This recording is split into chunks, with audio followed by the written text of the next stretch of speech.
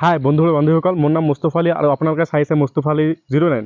তো মোৰ যিমান ডিফেন্স লাভাৰ আছে, যিহেতু ইহঁতৰ নখনিৰ প্ৰব্লেমৰ কাৰণত ডিফেন্সত যাব পৰা নাই, ইহঁতৰ আকৌ চিন্তা কৰিব লগা একো নাই। মই আজি আপোনালোকক কেইটামান এক্সাৰচাইজ দেখাই দিম, যিকেইটা এক্সাৰচাইজত আপোনাৰ নখনিৰ প্ৰব্লেম 100% ঠিক হৈ যাবই যাব। তো নখনিৰ প্ৰব্লেমৰ সলিউশ্যনটো কি বা নখনিৰ প্ৰব্লেম কি এক্সাৰচাইজ কৰিলে ঠিক হ'ব, এইটো জনাৰ আগতে আমি আজি আলোচনা কৰিম যে নখনি কাক কয় আৰু কি কাৰণত নখনিৰ প্ৰব্লেমটো মানুহৰ হয়। তো প্ৰথমতে মই দেখাই দি আছোঁ যে নখনি কাক কয়।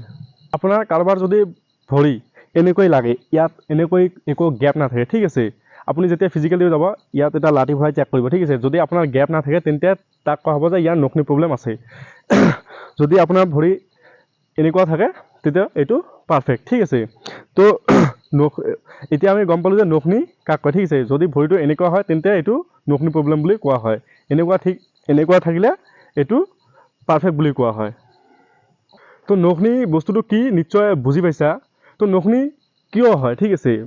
প্ৰথম কাৰণ হৈছে এইটো জেনেটিক্সৰ পৰাই আহে, জেনেটিক্স। দ্বিতীয়তে হয় এইটো কেতিয়াবা কিবা কাৰণত এটা ইনজৰি হোৱাৰ পিছত এইটো নখনি প্ৰব্লেমটো আহে।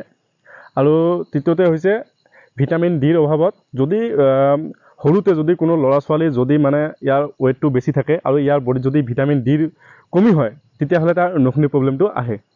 তো এতিয়া মই আপোনালোকক কৈ দিম যে কি এক্সাৰচাইজ কৰিলে আপোনাৰ নখনি প্ৰব্লেমটো ভাল হ'ব। প্ৰথম এক্সাৰচাইজটো হৈছে আপোনাৰ এনেকৈ বহি যাওক, ভৰি দুখন এই গাঁঠি দুখন বাহিৰ ফালে কৰি দিয়া, এনেকৈ কৰিব ছেকেণ্ডত।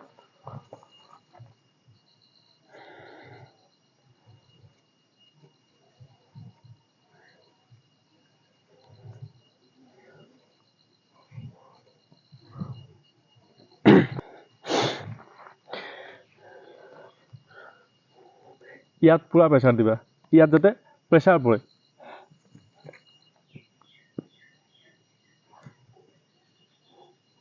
চেম ইফালে।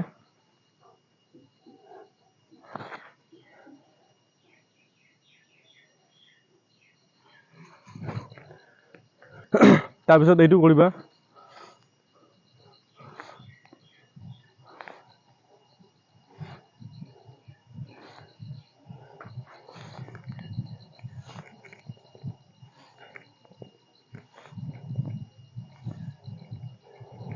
ইয়াৰ পিছত এইটো কৰিবা, এইটো তলফালে বুলি ঠেলি দিবা, এইটো মানে ওপৰফালে টানি দিবা, এইটো তলফালে ঠেলি দিবা।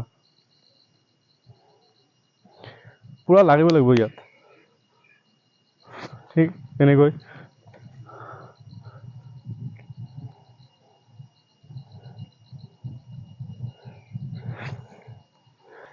ইয়াৰ পিছত এনেকৈ বহি ল'বা, এইটো ভৰি বাহিৰ ফালে দি এইটো আগফালে, ঠিক আছে। এইটো দি মূৰটো ইয়াত লগাবলৈ চেষ্টা কৰিব, ইয়াত যাতে পূৰা তলফালে টানে।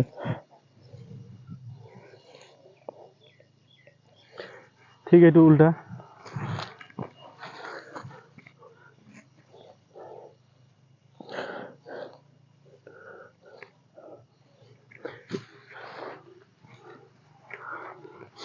তাৰপিছত এইটো প্ৰেক্টিছ কৰিবা। এইটো প্ৰেক্টিছ আটাইতকৈ বেছি কৰিবা, এইটো প্ৰেক্টিছে ফুল ইম্প্ৰুভ লৈ আহি দিব।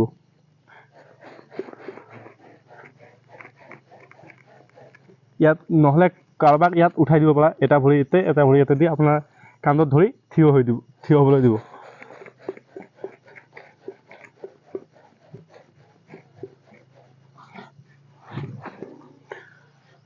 আৰু ইয়াৰ পিছত কি কৰিবা, মানে এনেকুৱা এটা ইঠা নহ'লে নহ'লে স্প্ৰাইটৰ কিবা প্লাষ্টিকৰ বটল ইয়াতে এনেকৈ সোমাই দিবা, ঠিক আছে।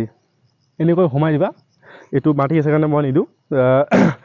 বটল বা এনেকুৱা ইঠা যিয়ে নহওক এটা সোমাই দিবা ইয়াতে, ঠিক আছে। সোমাই দি বান্ধি দিবা, বান্ধি দি এনেকৈ উঠা বহা কৰিবা।